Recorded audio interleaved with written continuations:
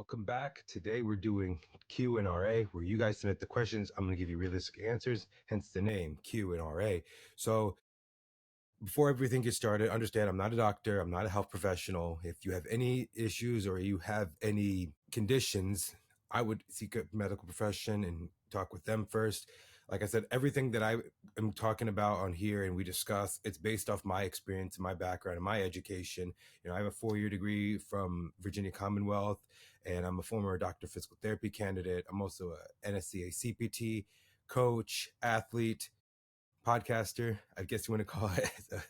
So content creator, if whatever you want to call it right now. But I like to do these just to give back to you guys. I don't just want to make it everything just bikini and competitions and shows, but also discuss things. I also had guests on, so we talk about things as well, and that's one thing I always continue to do. But with that being said, I got 10 good questions. I'm gonna get through them. Let's see. So question is top 10 fit model. That's hard for me to go because we've not had pro shows, but I'll just go based off who I think I've seen in US, because we're a powerhouse when it comes to creating pros and creating the quality athletes. We've seen athletes all over the world get awarded, and we're not really sure of the criteria yet until we have pro shows. They did just announce that Wasatch Warrior is going to have a show, and St. Pete Pro. Like I said, I don't know what they're going to say, but I'm going to probably guess Girl Power is going to have a fit model as well. But if I was to give a top 10 off the top of my head, in no order, so I'm hoping someone doesn't say this is your top 10, like, oh, you're disrespectful. I'm like, no, I'm just going to go from what I see and what I think may be fit model. I think Lauren Lovato, Emily, Chanel, Angie, obviously, because she's the first one. Liz, what else? She's going to be Liz Hunter. She's Liz Trampus now. She's going to be Liz Hunter. She's getting married. That Taylor girl from, I think she was the one that turned pro at Universe. Gabby Queros. Priscilla, she was in North Americans. Jane Jones. Misty. Okay, that's 9. You know what? I'm going to put Emma Henderson. That's probably my top 10. Yeah. Where do you think the wellness division is headed to now? I don't even know. I mean, I've even had talked to pros who are wellness pros, and even Winter Adams, who qualified for this year's Olympia. She was in Las Vegas, but she sat out and decided not to do the show. But I do not know. I mean, with Eduarda now being the champion and, Issa getting second, I don't know what Francielli's future is going to be, if she's going to come back next year or she's just going to be focused in on her business. I mean, there is speculation of her coming back, but I don't know. What I stopped covering the division because I wasn't getting much traction on it, and I feel like the consistency that you see at the Olympia doesn't reflect in the season, and they're going with more mass and size versus like I said, I'm not the judge, so I don't know what the direction of the divisions I do. I still think it's the outlier division, so it's kind of like a small niche of people who have that wellness frame. It's going to be built for it, because here we are in USA. We make a lot of pros, but they just don't do shows. If you look at the top 10, no one in the US, I don't think anyone in the US placed in the Olympia. I think outside of Alexis Nicole now, but I don't know. It's just like I said, it's the outlier division. If people are, it's a totally genetic division because it's built off a Brazilian body type criteria. And here in the US, we just don't have that type of frame and that type of genetics. You look at, like, I think almost a third of the girls that qualified were Brazilian. So there was about 30 girls, and like at least 1/3 of them is Brazil. And almost at one point this year, like half the girls qualified were Brazilian. Most of the best girls are not from the US. They live outside US. I mean, that Lisa girl looked amazing, and I've even told her how amazing it was for her to go from winning the amateur Olympia and then doing the Olympia this year, and she had 11. I honestly would have had her, like, looking at, if I was to recall it, I would have her, I think, between 9th and 10th. I would have had her in the top 10. But I don't know. I mean, I think they push the envelope a little too far with some of these girls, and it's hard for some people to want to get into that. Obviously, this is not someone who's beginner is going to go in and do it very well, but that's just what I think of wellness. Upcoming coaches that you see outside the biggest 5 coaches right now in bikini. So I would say some upcoming coaches that I've seen in their body of work right now. Will Sage from Team Precision Elite and what he's done, not just for Brittany Gillespie, but also some of the athletes he has. He actually, the Priscilla girl I just talked about in Fit Model, I think she's got a bright future in this, and I think he's going to be one of those coaches in a couple of years that could be top tier as well. Shelby Pierce, she's now got 2 Olympians. Her first one was Maya Astabe, and now she's got 2 now she's got another one with Ali Vathauer, and she actually has the USA overall winner, Emmy. But I think Shelby in a couple of years will definitely be a top tier Olympia coach, and she's growing her team. I mean, what's great with what she's got, and her now being a coach full time versus just being an athlete and a coach at the same time. Her being all into that, it really can show her work is going to be. You can see that, but also one coach that I've seen who's done very well in the amateurs, and not just in the female side of things, but also in the male side of things very well. Mike Nassif. I know that name's Arabic. I'm Egyptian, so I know. So Mike Nassif, I would say he's another coach that's going to be up there someday eventually. Thoughts on Janet doing Fit Model? Do you think it would ruin the division? Well, no, okay. Janet's a Miss Olympia in bikini. She's qualified for life in bikini. If she wanted to do Fit Model, she'd have to go and do a pro show to qualify. I don't know if you remember Erin Stern. She was figure Miss Olympia champion, and then she wanted to do bikini, so then she had to go and win a pro bikini show to qualify for the Olympia. Same thing with Missy Truscott, going from fitness to figure. Same with any other, like, just because you were a Miss Olympia in one category doesn't mean you're automatically qualified to go to a different one. No, you're qualified for life in the category which you won the title in. So I don't know. I mean, we've seen the videos, we've heard speculation of her doing it. I don't, until she is in a pro show and her name is in a lineup, then I will say something about it. But I mean, a lot of people love Jana. A lot of people will say, she shouldn't do it, but it's like, she could do what she wants. I mean, as long as she does a pro show, that's all that matters. As long as she goes into a pro show and can win it to qualify, there's no reason why she wouldn't do it. I mean, this year, Ashley and Janet are going to be 37 years old. I know because they're both born in 88 and they're both the same age. When Ashley won her first title in 2013, she was 24 years old. And then her birthday was in November and she's 25. And Janet turned pro in 2013 when the overall at nationals at 25 years old. So they're both the same age. So, I mean, if she wants to do it, that's her choice, but she's got to understand that the criteria in bikini is going to be much different in Fit Model. It may be something similar, but not exactly the same. But I don't know. I mean, like I said, the whole internet will go crazy. The social media people go crazy. But until I see it in a show, until she says I am doing it, until she declares that I am doing a Fit Model Pro show and she is in a lineup, then I'd leave her out. We just saw videos of her posing and doing a seminar. But until she's doing it, then I'll say something about it. Do you see any 18-year-old girls going to the Olympia after they just turned pro, just like Courtney and Issa?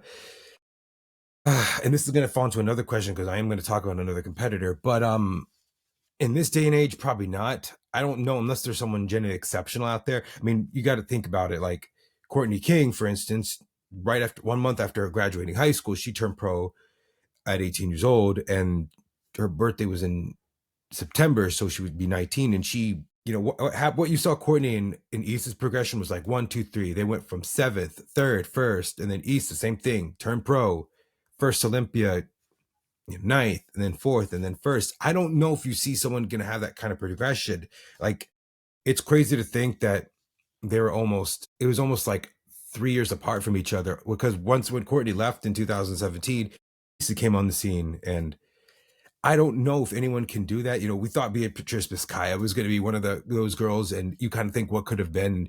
She turned pro at 17, did her first Olympia 18, then 19, then she just all of a sudden just stopped competing. But I don't know if we see. I mean, even Fit Model, that girl from Italy who just turned pro, just like at 18 years old in 13 days. I think she's got a bright future, but obviously she's still young in this, and it's going to be a lot of development to go into this division, especially in Fit Model or in bikini as well. I don't know if I can see that happening in this day and age with so many competitors and how we've grown worldwide. Thoughts on Tianna talking about her Anavar use on Corey Fit? I'm happy that she's being open about it and that she's not lying that she's like, oh, I'm a natty. Well, at least she's saying I understand what I was getting into. I have nothing against Tianna using Anavar. It's I'm never gonna say anything is safe, but at least it's moderate. Now her being 21 years old and now she's Olympic, but she's developed for over 4 years. She turned pro at 18 and then she did her first pro show at 19, and then for 3 years she's been competing and she's always been like top 10, outside top 10, like in the top 5, had second place, third place, but she's an adult. She's 21 years old. She can make that decision for herself. I'm not against it. Now, what I'm hoping is down the line, especially now since it's going to be much more difficult to qualify, I'm just hoping that she doesn't, push the envelope too far and decide to do more and take higher dosages, at least little by little by little. And obviously she still needs to grow into her physique and fill out her frame because she has longer limbs and longer legs. I'd say as long as she's not feeling pressure and external stress to like go and take more and to do more, I'd say little by little. Like I always say less is more, and that's one thing. Even Corey, even when I had her on, we said was less is more. I'm not, like I said, I'm not against her. She's an adult. Make her decisions and make her choices. But I'm happy that she's opening up because we see a lot of those, young competitors and these influencers say they're natural, and then they leave people to believe that, and then they say their whole, and then people will start taking their whole cycle. It's like, no, everyone's different. You got to know what works for you. But I'm happy that she was opened up about that. See, thoughts on Phoebe coming back in 2026? I'm happy for her. And then I will tell you this: when I first found Phoebe back in 2018, I didn't know who she was, and actually, I'm going to pull up her YouTube channel because this is where I found her. It was actually this video right here where I found Phoebe, and I didn't even know. It just said how I got my pro card, and it just popped up on my YouTube channel, on my personal YouTube channel, John Algandy, and I decided to watch the video. And she turned pro in Spain, and I didn't know she had like a whole series going on, like Know Your Ability, and I just was watching her videos and I was like, hold on, wait a minute. And I was just hearing her voice. I'm like, that voice of hers. I'm like, is she British? I'm like, oh, wow, she's from the UK. And I was like, I haven't heard of an athlete from the UK probably since Dorian Yates. And I was shocked because she was my age. And I was like, I hope she become a great pro one day. And she has become a great pro. And I got to see from when she turned pro and, competing a lot. She's never been outside the top 10 in any pro show she's done. She's always been first, second call out, always doing very well. And I remember in 2019 when she won one of the muscle contest shows, I was very excited for her. I'm like, man, she's going to be going to the Olympia. And then that time is like you had to win a couple shows and win on points, and she didn't qualify that year. And I don't regret saying this, but I really think if Phoebe had qualified in 2019, she would have been top 10. I really believe, like, knowing that whole lineup, I'd say top 10, at least 10 to 15th, but I would have had her in the top 10. With the physique she had. I remember when she had like the straight hair and all. But yeah, I mean, I'm excited to see her back. She's been doing very well with YouTube and putting out content, and she's an amazing person. I got to finally meet her in person in Orlando and see her whole journey, like, being close to qualifying to being like right there, her ups and downs. A lot of times I saw her go like second to sixth place, but I'm excited to see her back. But now that she is going to be back, it's kind of like, okay, I understand what the division's like now. I understand that the physiques have changed, and she hasn't been on stage since last year from the Arnold and the Arnold UK. I'm hoping she does both of them again this year, so we'll see. I mean, what it goes. But I do believe she said that she is going to compete early, so try to get a qualification early, try to get some points, and try to get a pro win. But I think whatever she does, she's going to be great at. Now, I don't want to say what she would look like in this year's Olympia because I can't talk about a physique 2 years ago to now, because a physique 2 years ago would be very difficult to compete with now in today's era of bikini. Whatever Phoebe does, I think she's going to be successful at. But I don't know if and maybe this is wrong for me to say, I don't know if she has that like mentality to say I could be a Miss Olympia champion. I think she's like, I could be a great pro, I could be a top tier Olympian, but to become a Miss Olympia champion, you have to have that like tunnel vision. You have to have that switch, and you got to, when you get to Olympia, it's a whole different ball game. Like you gotta become a different animal almost. Some people when they win all these we've seen it. We've seen people win shows all year.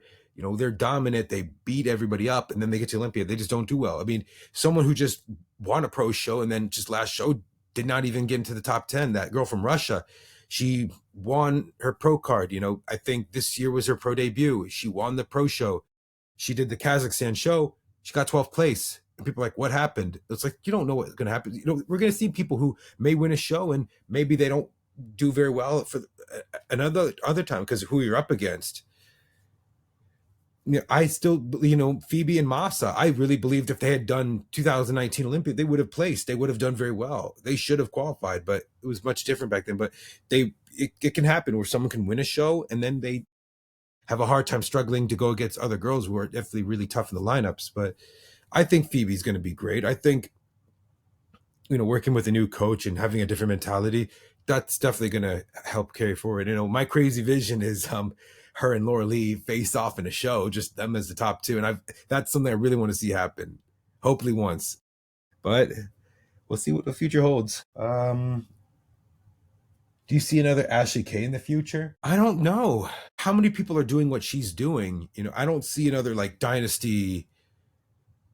You know, we're seeing like a revolving door. And now we're in this era of we're seeing bikini girls, you know, lose the title and get it back. Because back then they lost the title, they never got it back. But now you're seeing Marine and Jendori lose the title and get it back. It's truly amazing to see. But do I see it like a dominant girl, like an Ashley winning 3 straight or maybe 2? I could see possibly someone win 2 in a row. But I don't know who can get. I mean, who's going to get to 3 first? Is Jen going to get to 3? Is Maureen going to get to 3? Can Ashley get her 4th? I would love to see Ashley get another 4th. But your question is asking, do I see another Ashley in the future? I mean, when Ashley, and people don't realize this, but Ashley, you know, was a Division I track athlete at University of Akron. She was a 400-meter hurler and I think 800-meter. So who she's competing against is in the Big Ten. She's going against Michigan, Ohio State, Iowa. So if you don't understand that, those are like freak athletes. People think you think Ashley's a freak. I'm like, no. I mean, she looks like a more of attainable physique, and she's always saying, "I'm small." Some people think, you know, move up into figure or go into fitness. She's like, I'm too small. I couldn't keep up with those type of girls. You mean she keeps saying, "I'm small, I'm small, I'm small," and I mean, I can't imagine Ashley doing a front lat in figure. I mean, we see, you know, people move up a class and they get smashed. You know, Missy went from fitness to figure and she got top 10, but was in the second call up. But if there is an Ashley out there, if there is another Ashley, a future Ashley Kay out there that can do what she does, she's probably not bodybuilding.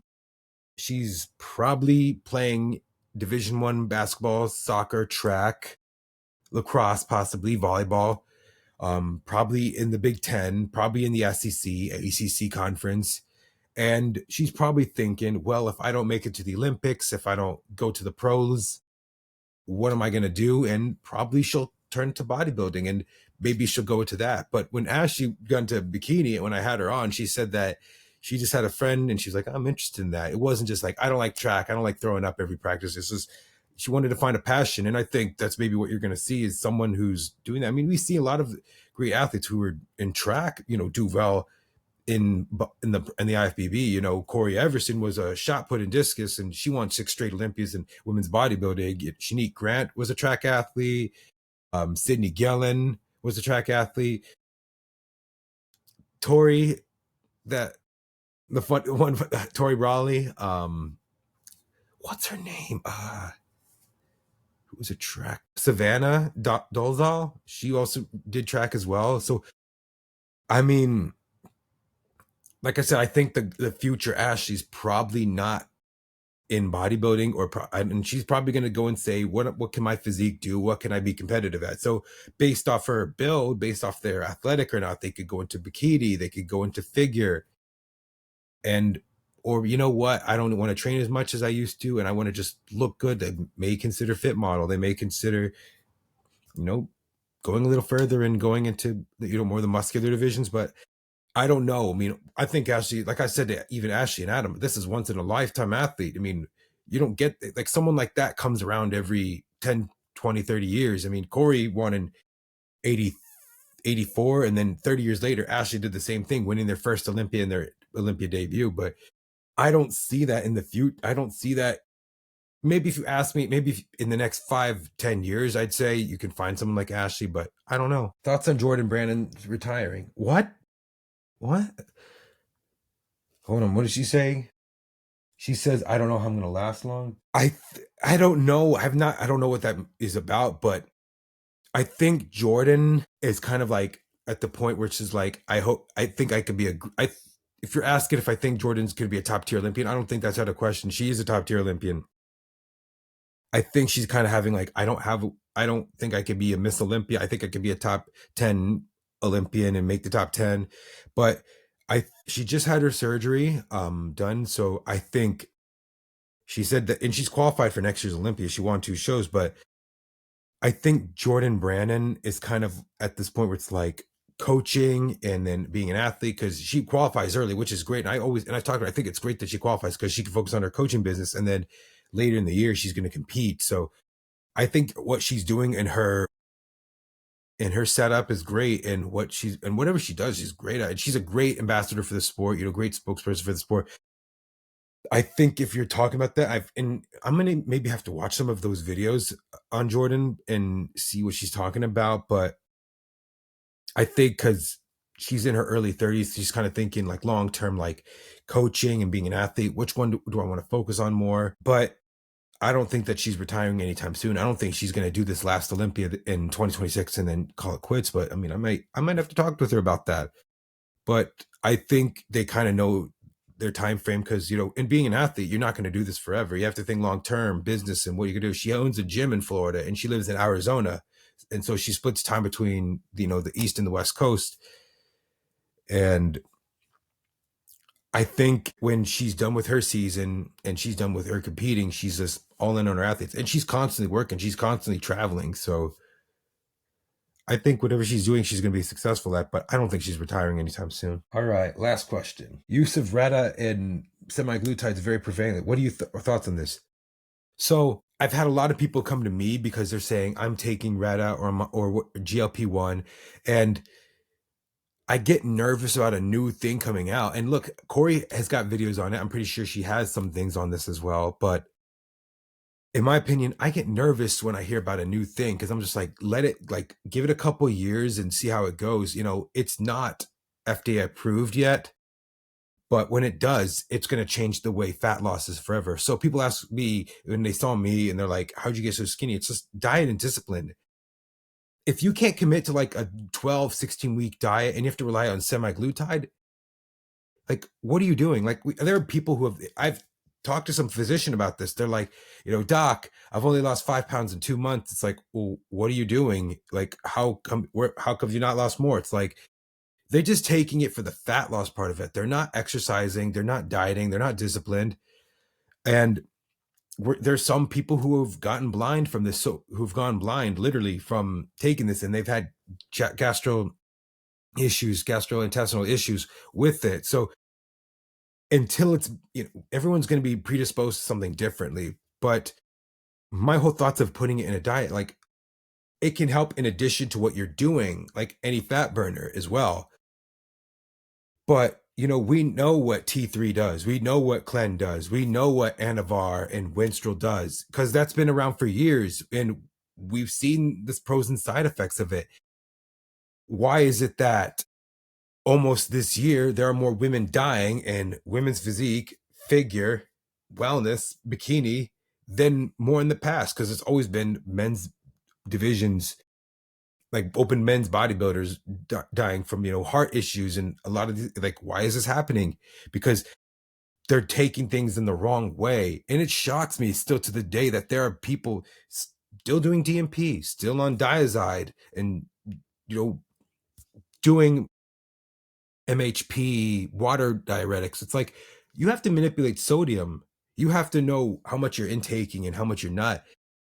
Diuretics, when necessary, if like someone's in the week of their period, then you have to know how to respond and go about that for a female athlete. And like I said, it's all about diet and discipline. If you can't diet right, if you can't discipline for yourself for 12, 16 weeks, I don't want to work with you. The same goes with getting your makeup done. With one person I had, which I will not mention, the makeup artist, was at a amateur show and a pro-am show, and she was doing the amateur. And I'm like, you got to get your makeup done. And she's like, okay. And then she talked to V, and V's like, I'm booked out. I only have a 4 a.m. And I was like, okay, well, if that's the only thing available, take it, because she does great work. And she's like, okay. And so then next day, show day happens, and I'm like, how's everything going? Did you get your makeup done? She tells me, yeah, I didn't feel like waking up at 4 a.m. I just decided to go to CVS and do my own makeup. And I'm like, you're not committed. If you can't diet, discipline, get your makeup done, get a suit that's like going to make you look good and do everything that's necessary, then you're not committed, and it's going to reflect on stage. Like, even her, like, she did okay. She was like second call out. I think she was around like 13th place, and she just wasn't in that mindset of, being committed. And she's just like, just do the thing. It's like, no, it's like, you work hard, you paid fees, you took the time to do all this, you still got to pull through. And same goes for taking Reta and stuff. Like, if you don't have that discipline, don't do it. If you are not going to get your blood work done, if you are not going to commit to doing a diet, training, doing your cardio, checking in on time, I don't want someone wasting my time. Like, my time is valuable. I work a full-time job. I do content. I do coaching. I don't make an excuse. I'm always on top of it. I'm always on top of putting out the lineups for every week, and constantly being on top of shows, as well as following my own athletes. I constantly do that. It doesn't stop. You don't clock out. You're never, like, being at the Olympia for 1 week. That was my 1 week vacation that I had all year. Even Pittsburgh, it was just only from Friday to Sunday. That's the only times I get off. I mean, yes, I take some time off for myself, but it's all commitment, day in and day out, consistency. And consistency is the key in bodybuilding. And consistency is what's going to get you to where you want to be in life. And that's what I believe. Talking about this whole Reta thing, it's like, you want to take it as an easy way out, as an easy way to diet, as an easy way to, lose fat, when it's like, there's all these other things you can do.